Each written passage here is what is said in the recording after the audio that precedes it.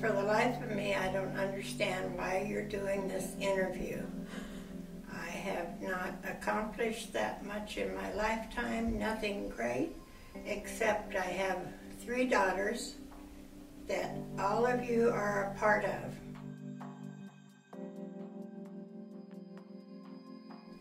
I was born in Burlington, Iowa, to Flossie and Marion Dunsworth, October 3rd, 1931. I lived in Burlington until I was 9 or 10 years old. My father had a bakery. He went broke during the Depression, but before that, before he had the bakery, my mother made baked goods, carried it house to house and sold it that way. That was how we had enough food to live on.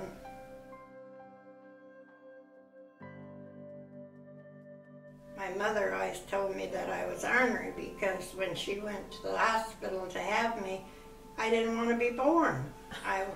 So then she went back home and I came out a week later. And she said from that day on I was about the orneriest kid there ever was.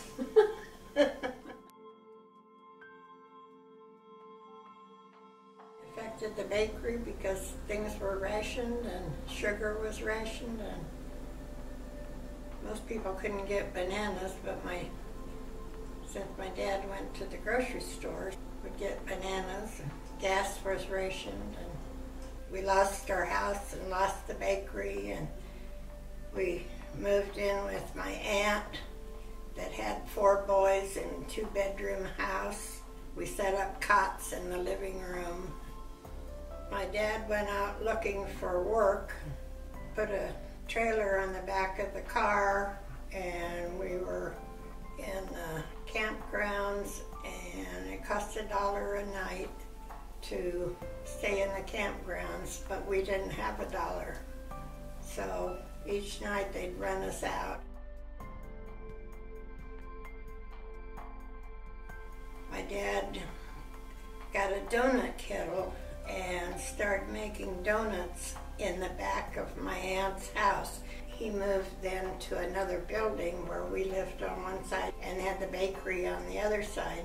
He started making Danish rolls and pies and cakes and everything for the restaurants, and they all really liked the quality and everything. So then he got big enough that we moved uptown, and then lo and behold, in the end, he had a fire in the donut kettle and lost everything in the fire.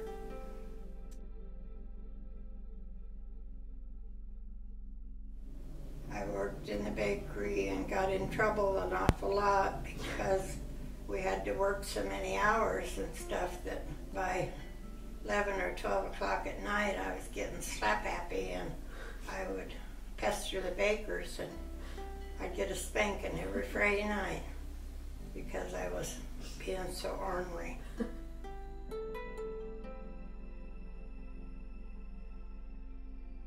None. None? That's a shame. I regret that. Yeah. One time my mother said, "I'm going to pick up one of you and knock the other one down."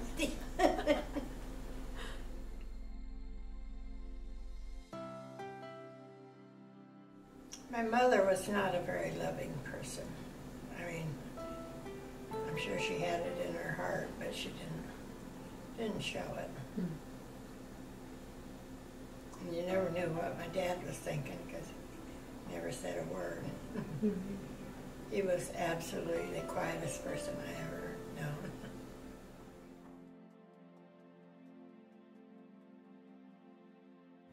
My 3 daughters, and everything that they've accomplished, and all their children. I'm very proud of my daughters. They all are very, very different. Couldn't ask for any better kids.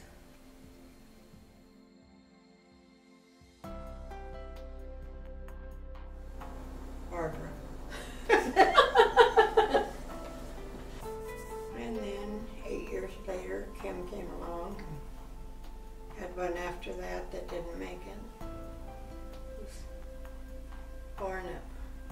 5.5 months and lived 18 hours.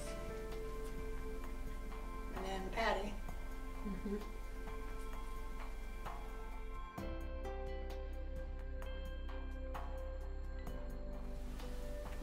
Seeing my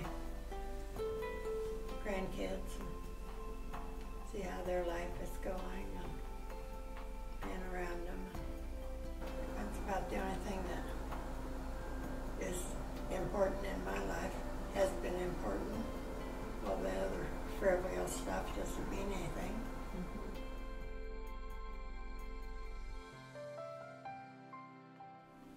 2005, I had cataracts removed, and then that's when they found it. Ocular melanoma, and because of the stress to the eye, it went into glaucoma, and then also I had macular degeneration. And now it's metastasized to the liver, which is not good.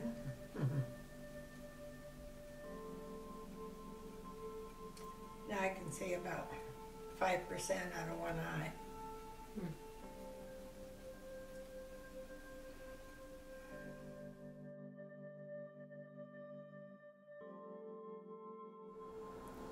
My dad had prostate and kidney cancer.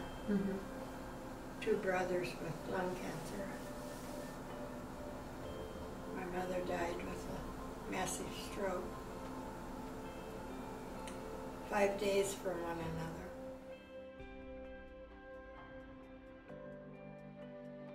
Just obey your parents. Don't sass. Work hard. Get an education. Always do your best.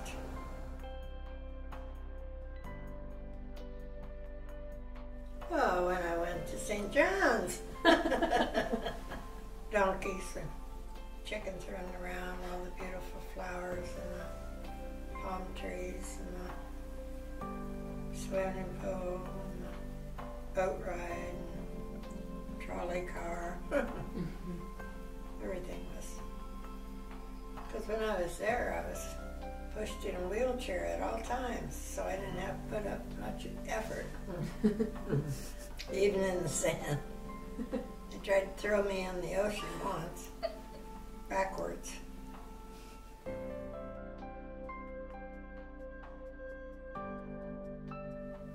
Balloons, because I can't tolerate them popping. Don't know when it's going to happen.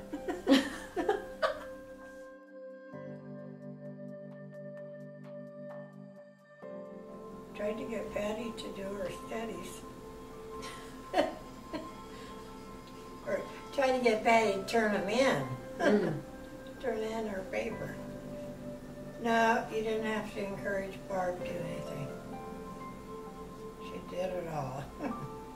And Kim was quiet.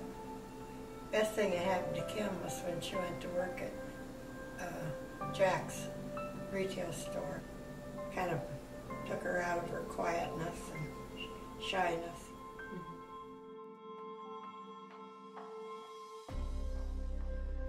Probably the quilting. But then with the quilting, you were alone when you was doing it, and probably golf and bowling. Bowling I bowled from 1949 on up to practically 99. I was never good at either one of them, but enjoyed both of them.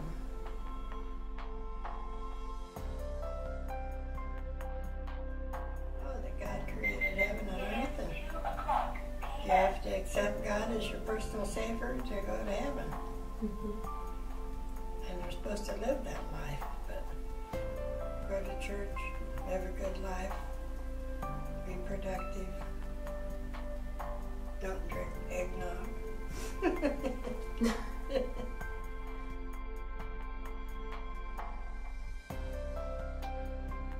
Well, I just would be happy that they all took the time and to them, and I really appreciate the fact that they're here, and means a lot, you know, for them to be here, and that I can enjoy them while I still feel good, halfway good. Just tell them all I love them. And I'm very proud that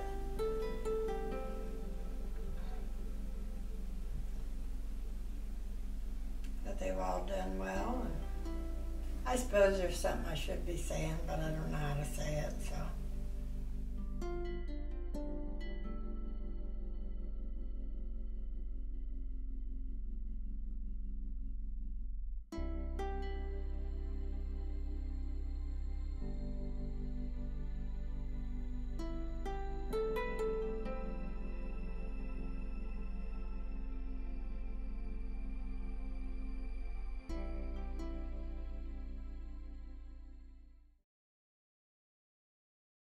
So this is a dumb interview.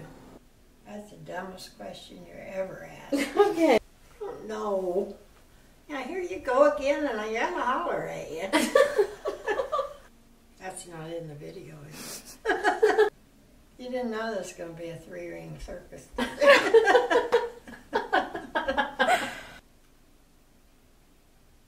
So that's the end.